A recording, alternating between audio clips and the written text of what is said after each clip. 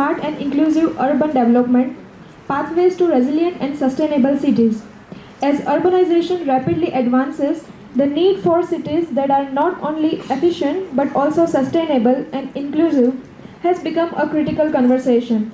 This session will be skillfully chaired by Professor Sidram Sarate Sir, Dean and Principal and Faculty of Nursing at Charutar Vidya Mandal, CVM University. I welcome you, sir, to the stage. Let's give him a big round of applause.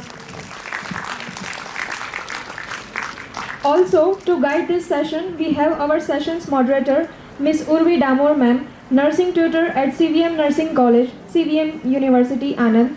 Ma'am, I warmly welcome you to the stage. Ms. Urvi Damor Ma'am is a dedicated nursing tutor with over 3 years of experience in enhancing student learning and clinical skills. Ma'am holds an MSc Nursing in Mental Health Nursing and a BSc in Nursing with a research publication on the effects of exercise and pranayama on elderly depression.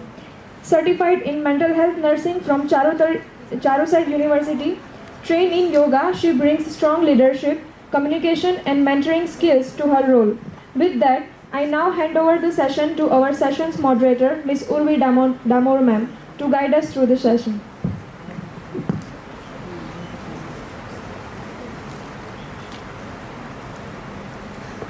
Good morning, one and all present here. Now I would like to introduce our chairperson, Professor Sidharam Sarate. Professor Sidharam Sarate, Dean and Principal of the Faculty of Nursing at CVM University, has held academic and administrative roles including chairperson of the Vicky Savani Ethical Committee and ad hoc GNC inspector. He has contributed as a member of various boards of studies and ethical committees across institutions like Charusat and Parul University. With over 17 research publications and presentations nationally and internationally, he has also organized major academic events including Gujarat Concert International Conference on Public Health. He has been invited as a resource person at more than 25 events and currently serves as the executive member of SOCHNI. His accolades include 5 Best Research Paper Awards from Charusat and Professional Leadership Award in 2025. Thank you. Now over to you.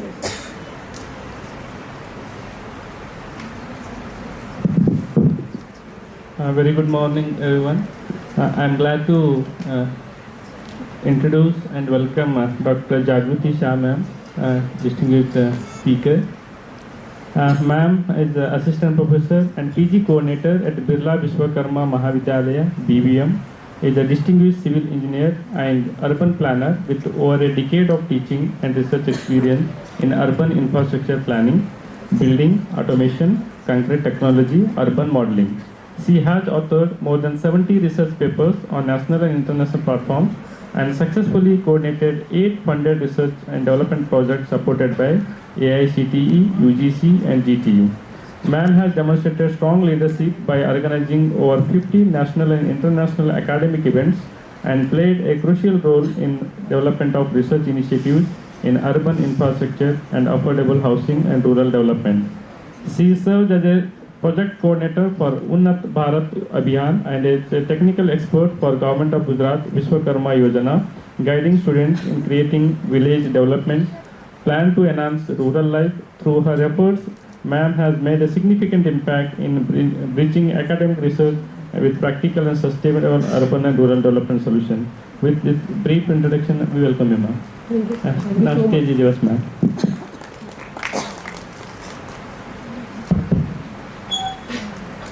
Good morning, one and all present here. First of all, I would like to thank organizer, especially Sidharam sir and Tanvi ma'am, for providing this opportunity to share few thoughts and especially the topic which I love to present, that is Sustainable Millennium Development Goals. Before starting this presentation, I would like to ask the young budding, what is inclusive for you? Anybody of you, inclusive, what is inclusive? Addition. Anything else? Okay, the second question. Do you think that this auditorium is inclusive, planned for inclusive planning? or something is lacking here. We are sitting here since yesterday morning. So there is one thing which is lacking here. If anybody can present, what is that?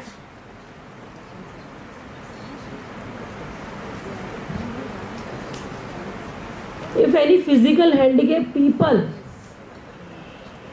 was here, so whether he can reach to this stage easily with his chair? Yes or no? Why? What is not here?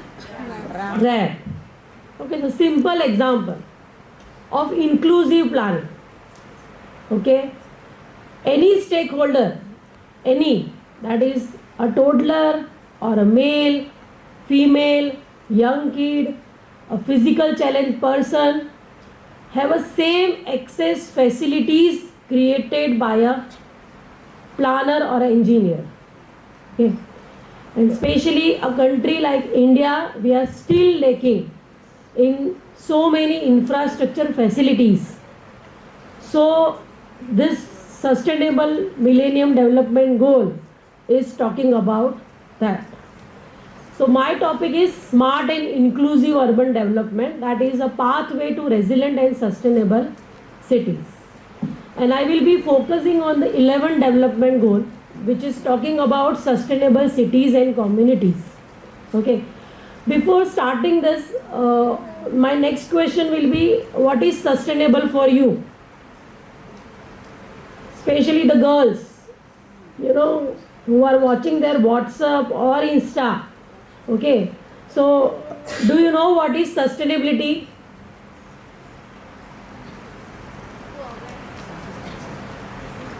Anyone? Things which is constant. Thing which is constant. And consistent. Use of current energy that does not harm the future necessity. Use of current things which cannot harm the future. Anything else? Consistent. Very good. Something which we can persist for the future or consistent. Okay. So when we are using again, yesterday we heard so many talks. When we are using our energy again and again, do you think that by using this fossil fuel, we won't be able to survive our future? Okay. So that is what a sustainable, that our present need should be satisfied, but it should not compromise the future. That is what a sustainability is. So that is how this Millennium Development Goal is focusing on, that cities should be planned in a way that inclusive, having a safe, resilient and sustainable factors whenever it is planned. But in the 21st century, we are facing a different scenario. Okay, for a young technocrats or for a young people or a young budding, we like the cities which is running for 24/7. But the thing is that the urbanization, Balendra sir also talked about urbanization pressure. This urbanization pressure is creating lot and lot problems into these cities. Quickly, our next question, that is, how many of you know that this is the urban area, this is the rural area? कोई खबर है? किसी को पता है urban area किसको बोलते हैं? जिसमें हम लोग ऐसा सोचते हैं कि रोड होना चाहिए, मैडम इलेक्ट्रिसिटी होनी चाहिए, we should have enough water, that should be urban area. And rural area, we don't have that facilities. This is general phenomena.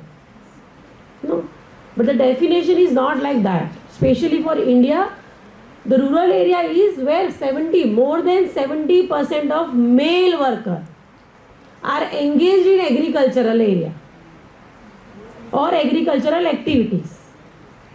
That is a rural area. We do have so many rural areas which have all kind of infrastructure facilities and they are living happily. Okay, but they are not urban area. where more than 70% of male workers are engaged in non-agricultural activities are urban area.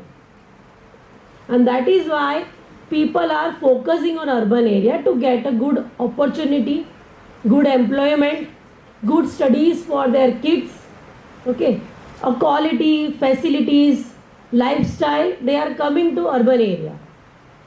And these are creating pressure on the urban area. And because of this pressure, if we talk about India, we will be crossing China for sure in 2031. That is for sure.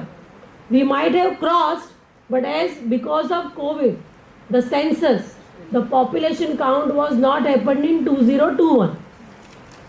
Okay, but 100% we have crossed China, and maybe census will happen in 2031.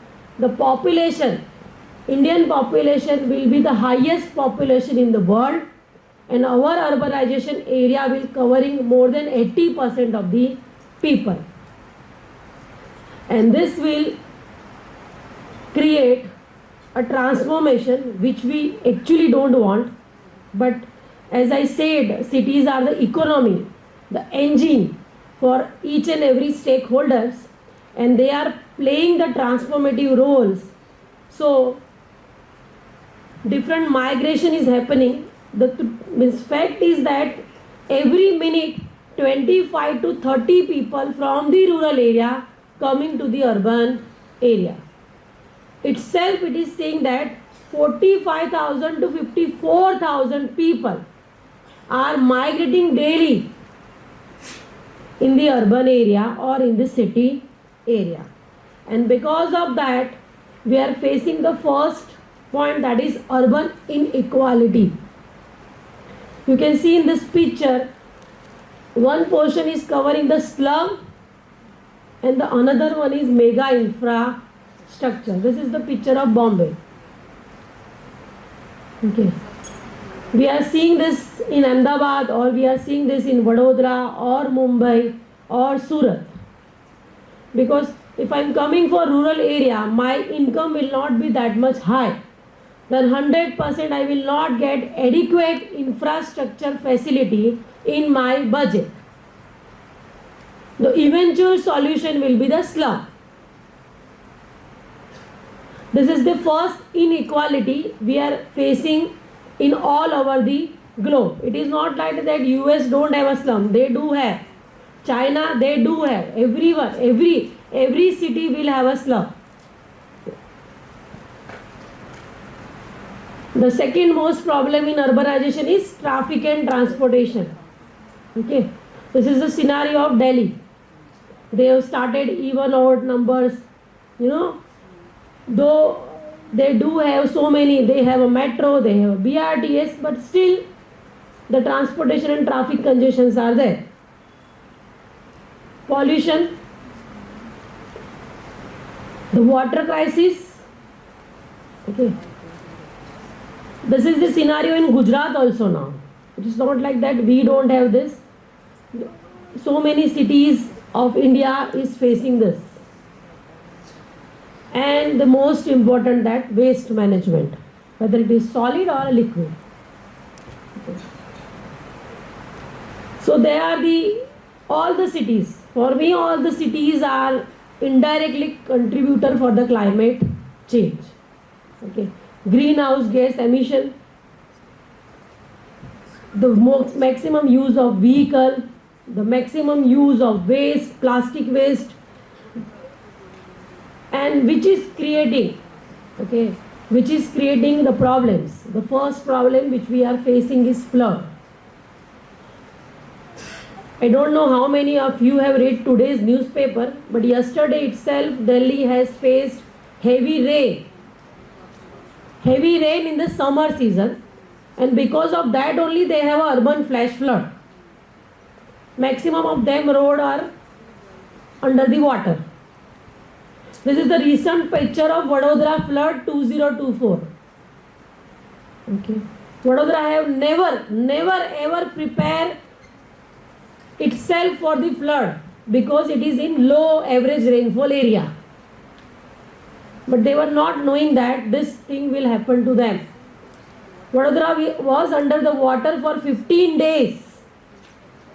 It got 15 days to clear all the flood situation. Drought. Okay. One, it is a heavy rainfall, the another one is the less rainfall or no agricultural products. This is the common phenomena which we are reading. Today is heat wave. It is a cold wave. Okay. Then the recent example of forest fire in US. Okay. Where so many celebrities also lost their homes.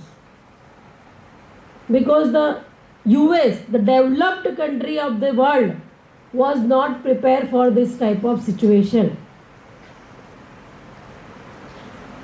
And the cyclones. Okay. This all are because of the urbanization impact. Okay. It is not like that nature is giving. It is indirectly or directly our act.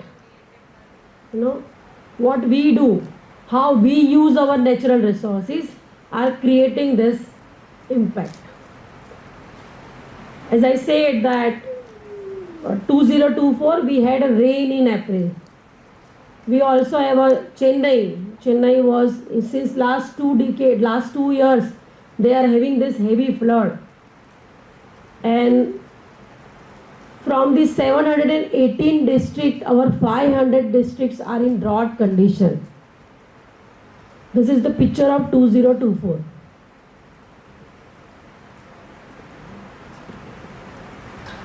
So the solution, okay, simple, it is, as I said, sustainability.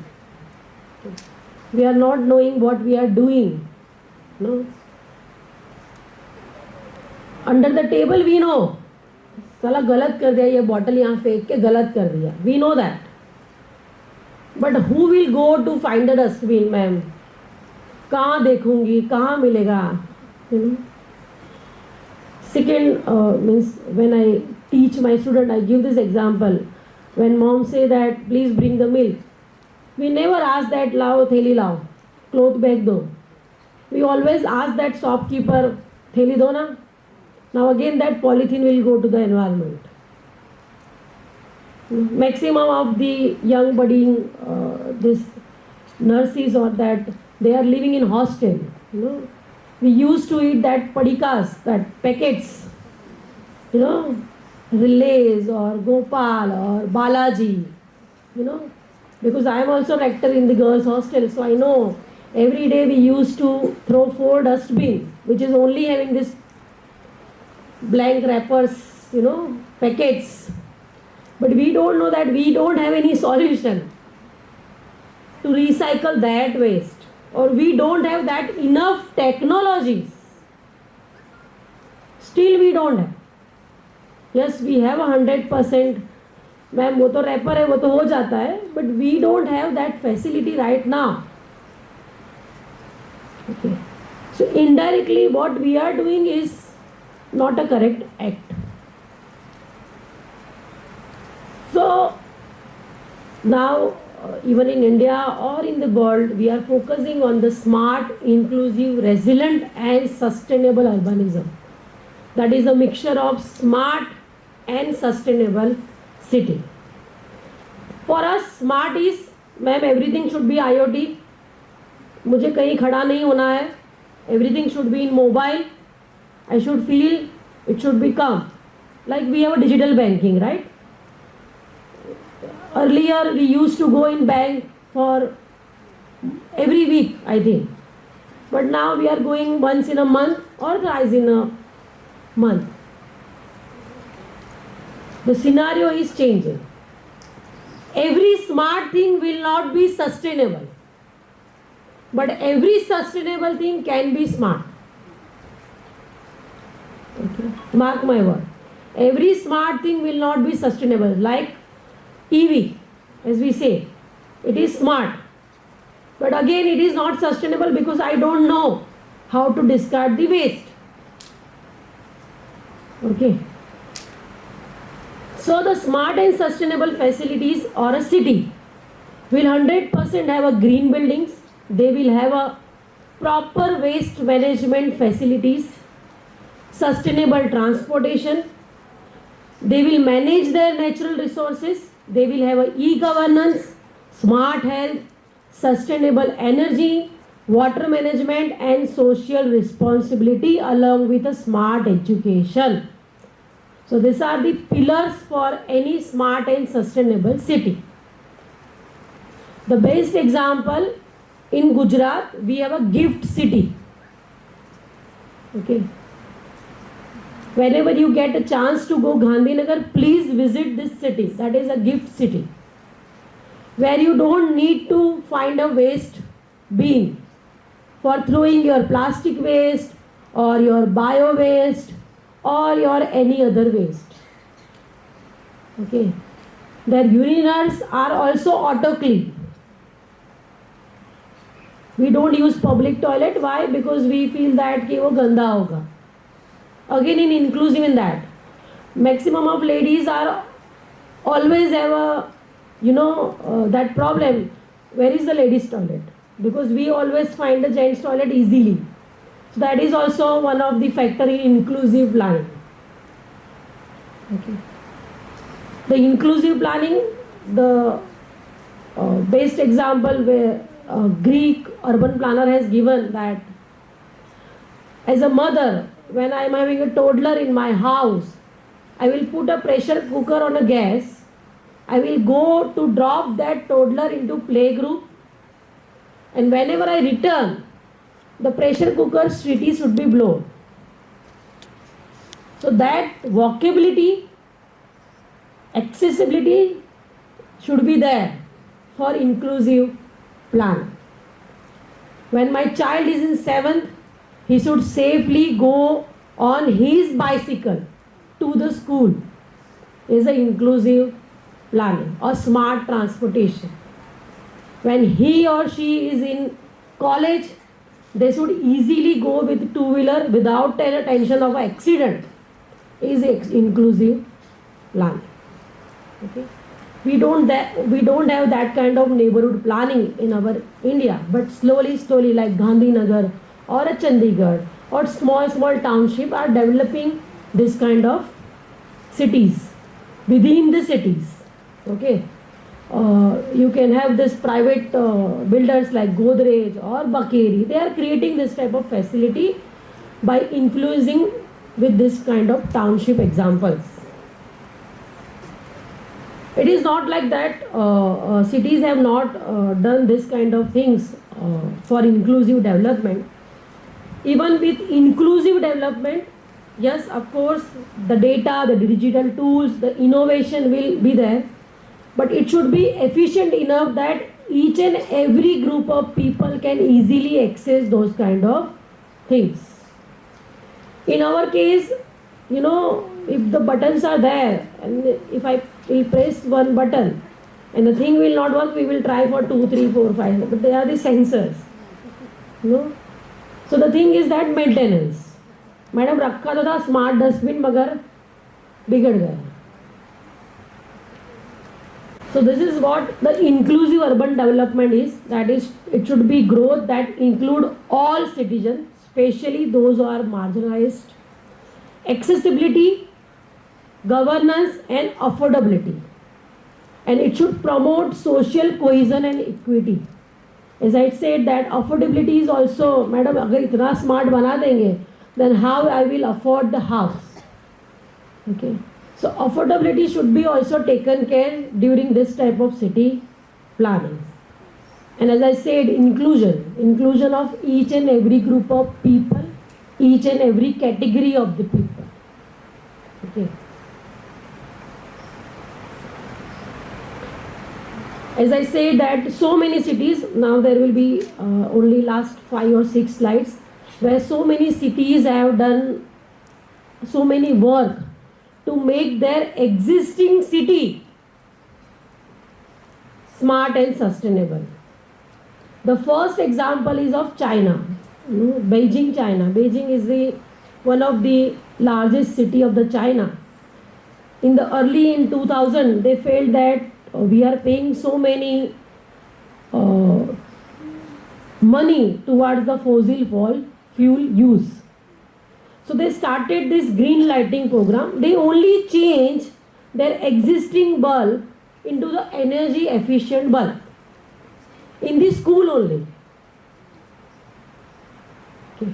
And due to that, they have found that there is a more than 10% of reduction in the fossil fuel use. So they again extended this program to so many railway stations, roads and infrastructure facilities by only changing the bulb. This is I am talking about 2004. The second city is in the Medellin, that is in Colombia. You can see the slum. This is the existing situation of the Medellin city. This all are slum. Now can you predict where is the road? They also don't know. They also don't know. They don't have any space to grow a tree also. The solution they found for the public transportation was cable car. In easy language, ropeway. And it is effectively working right now also. After 25 years also. Because this is the only solution. They don't want to, rehabilitate all the slum. Because 20.2 lakh people were living there. And they don't have any space to create any redevelop new place. So they given this solution. It is a simple solution. Then in South Africa is still facing so many problems related to water. But they have gone for the energy. That is, they have created one action plan for the energy. And by that plan, they have reduced the use of coal-fired, that is fossil fuel, by 27% by only just changing their appliance with the current energy system. This can be LED or so many other energy options are there. The second example is of the Jordan and Cyprus. What they have done, they know that this Jordan and Cyprus are in the heavy arid zone where the sun intensity is very high. So they just installed the solar water heater in each and every home, and they are supplying this water for the different industry where this hot water is needed. Brazil, the Sao Paulo, the city was also, yesterday that ma'am has asked that what to do with waste. This city is the best example. They have created 100% energy from the waste. 100% energy from the waste. And the city, what they have done to aware the people, the stakeholders from the city, what they have done, XYZ kilogram is, if I give 5 kilogram of waste, I will get that much money. So they started, collecting all the waste from the city. In that way, they have cleaned the city. And 100% energy is created from the waste. And this is the best resilient city. This Mozambique city. In the Mozambique city, the thing was that every day they were having a situation called flood. Every day. Now what to do? The people thought that our child is missing their education. So the simple solution they said, started that only they have elevated their schools from all the infrastructure so that a child can study. Their classroom should not be in the water.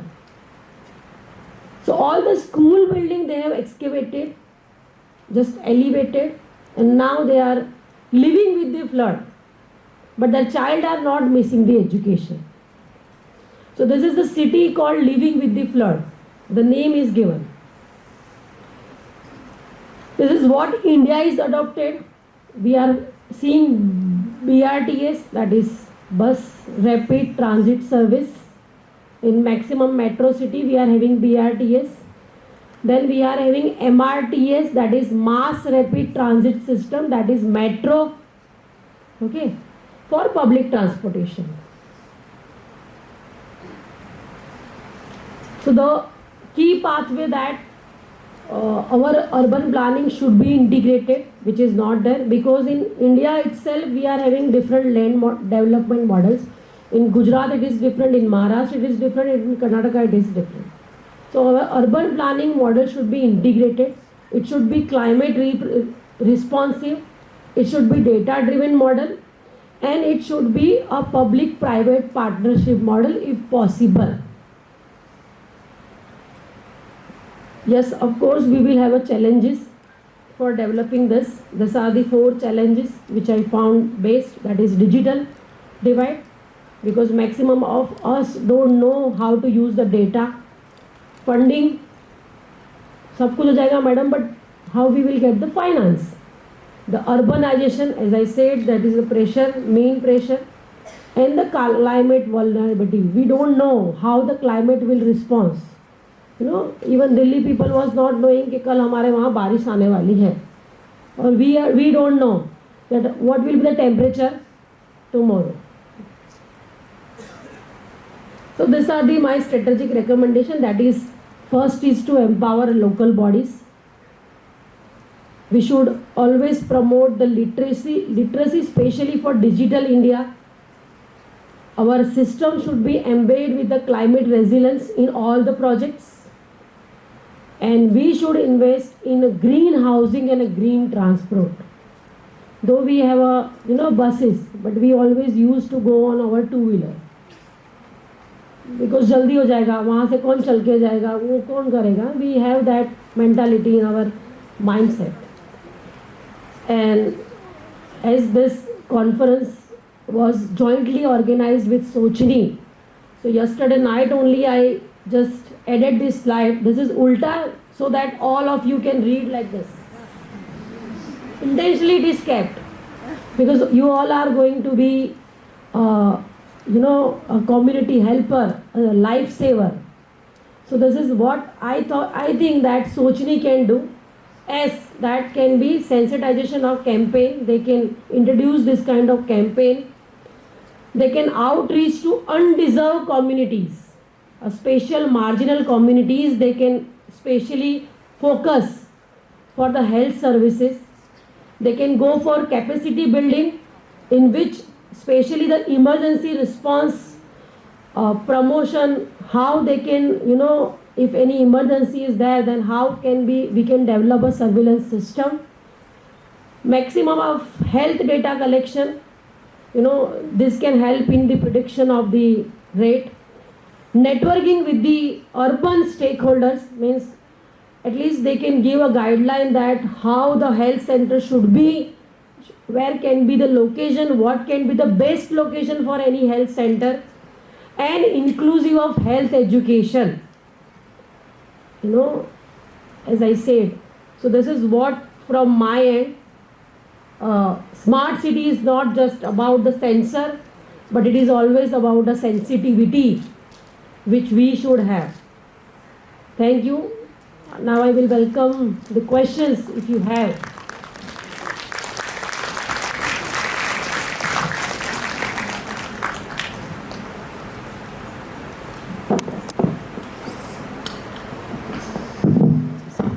We'll take few questions if anyone wants a clarification. Yes, ma'am, please.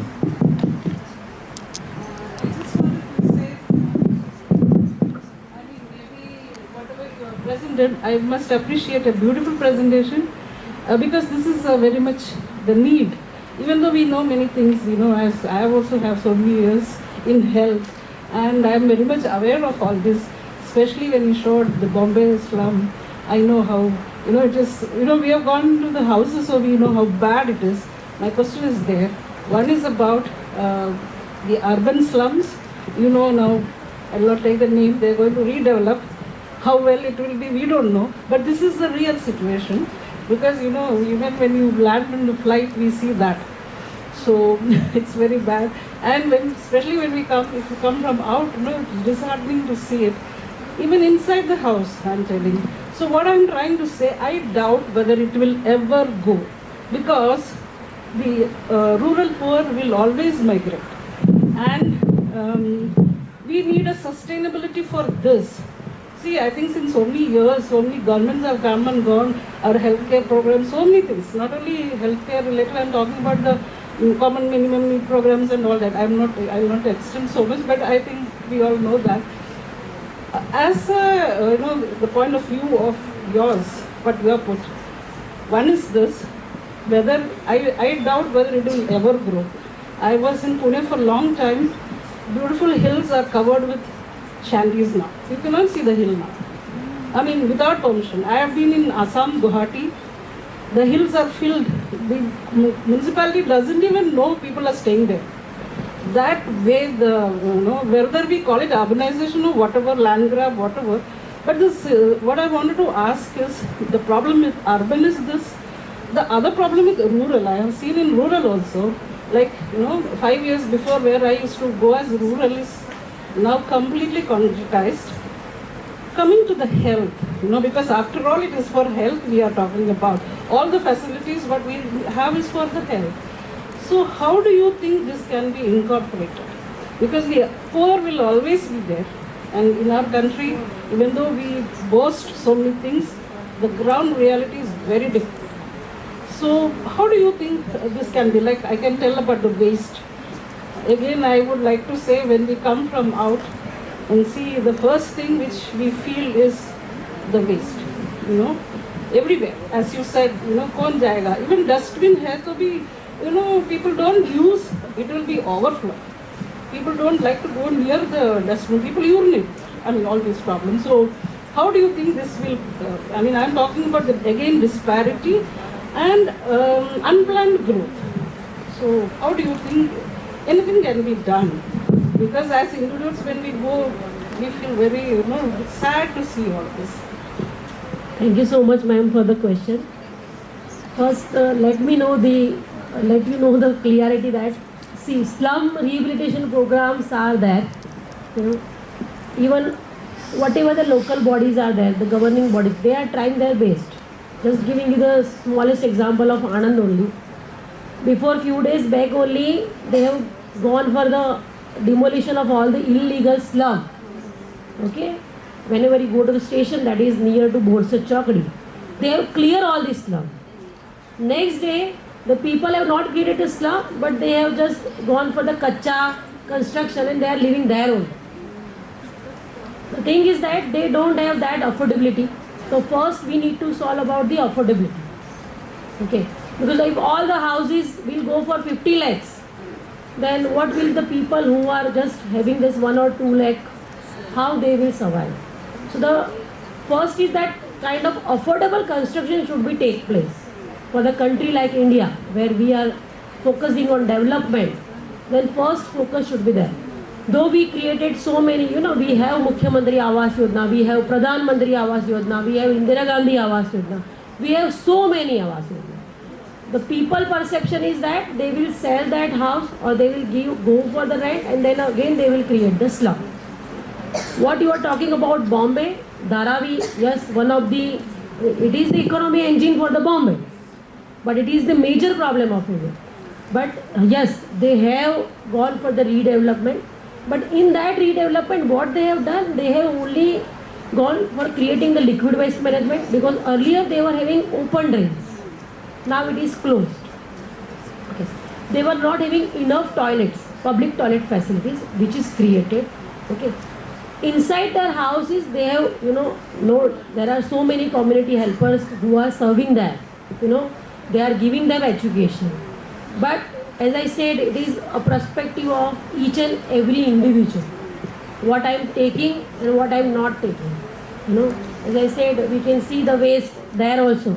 But if I go, I will collect that bottle. But that kid or that girl will not collect the bottle. So the perception is always a matter when the development is there. Okay. And the second question was like, we do have a very good urban planning models, but sometimes it is like that, I have done this model, but after 5 years my transfer is happened. And for any land development model, it takes 10 years. It takes 10 years. But the second, the one who have came or who have replaced me, their thinking and their model will be different. So the thing is that, so we are not progressing in that pathway. Thank you, ma'am. Any question? Yes, sir, please.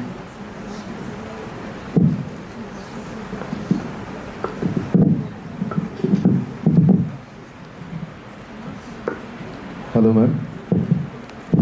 My question is, how can community engagement improve the healthcare outcomes? Because of the urbanization, there may be the immigration of people from rural to urban. So there may be the possibility as combining more people comes together in the urban cities, and there may be found some health issues. So what are the engagement improves to community and healthcare outcomes? Yes, sir. Thank you so much for the question. The best example is COVID-19. No, where any community people sitting here, they were not knowing what is COVID-19. No, but because of the community engagement through different media, at that time only the option which we have was television or social media. We were just watching that. Okay, ये करना है, ये नहीं करना है. Okay. So by just inculcating the small education program or awareness program from the school level, yesterday when the international speaker was said, washing the hand. Everyone knows that we should wash our hand. We do know the benefits of the same, but we still, अगर कहीं जा रहे हैं, अगर नहीं मिल रहा है, कोई अच्छी जगह नहीं दिख रही, तो we will not wash the hand. We will not use sanitizer. So community engagement is actually important, and that can be done through this community helper like you, so that you can give maximum education. As Balandu sir also said, that nurse is the first person who will meet the patient. So you people can only help us to go and give a better future. Thank you, sir.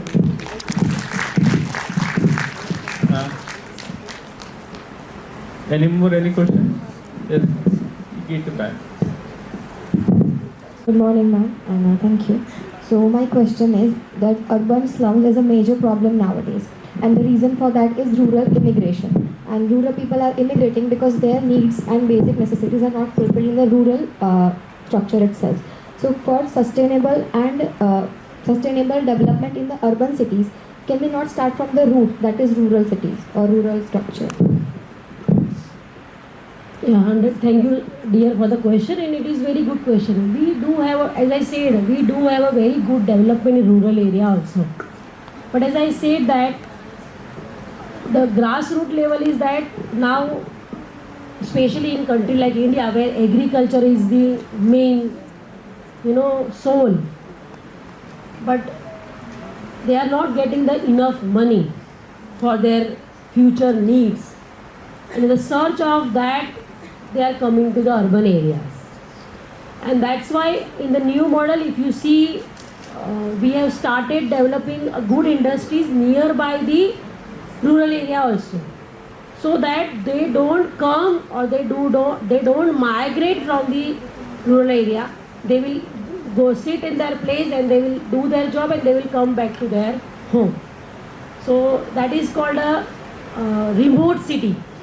We have Changodar, we have Dholera, we have so many small cities in Gujarat also, and in so many cities. Because, for example, if I say about Bangalore or Chennai, they don't have any place to create a new industry. So they are also now migrating towards the rural area, where they will get a cheaper land and they will get a cheaper labor too from the nearby area. So we are working on that model, but it will take some time. But by that time, 100% the urban pressure will be higher. And for that also we need to find a solution along with the rural development. Thank you. Thank you, ma'am. So, in the conclusion, just I want to add few points to sir's question, community engagement. Recently, government has taken the initiative to make sure that every hospital should come under clinical establishment act. And same time, every citizen should get registered with the ABA card. The reason for this is many of us are don't have continuity of care, especially migrants. Somewhere they'll be working for a few months, then they're shifting to other. There is not continuity of care, and healthcare is very necessary. So now this two initiative will ensure through their mobile application they can take appointment, they can fill the information, so that wherever they go, they can have all the information of individuals in one application, and the hospital can access same time. So hope in days to come we'll have in full place. So that is community engagement more help. Coming to the conclusion of Madam's session, so it was very informative and wonderful session, ma'am. I especially loved the quote as smart things may not be sustainable, and sustainable things always remain smart. So it is it's just it is very wonderful quote. I liked it. So I am very sure we'll have take home messages. So we'll take up our responsibility to ensure the cities, our cities, we ensure the green city, clean city, so that it is all our responsibility, individual responsibility. No government hold the responsibility. We all hold the responsibility. And Madam elaborated with so many examples. With this, we will conclude your session, ma'am. Thank you, ma'am. And so we come to the conclusion of this insightful and the thought-provoking session. Now it's time for to express our gratitude. And may I now invite the Professor Siddharam Sarate sir and Ms. Urvi ma'am to present the token of appreciation to Dr. Jagruti Shah ma'am for outstanding contribution in shedding the light on the critical issue of smart and inclusive urban development.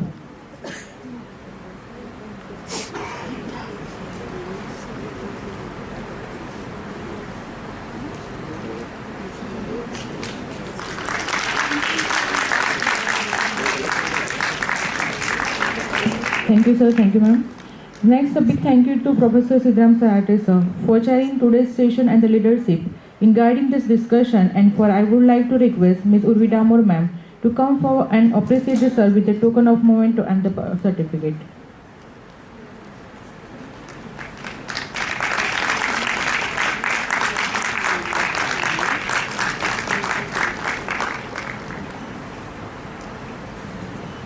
I also extend our appreciation to Ms. Urvi Damor ma'am for excellent moderation for this session, and may I request kindly Mr. Arpan Christian sir, Principal of College of Nursing, ZS Hospital and the Healthcare, Anand, to come and present a memento and the certificate of appreciation to ma'am.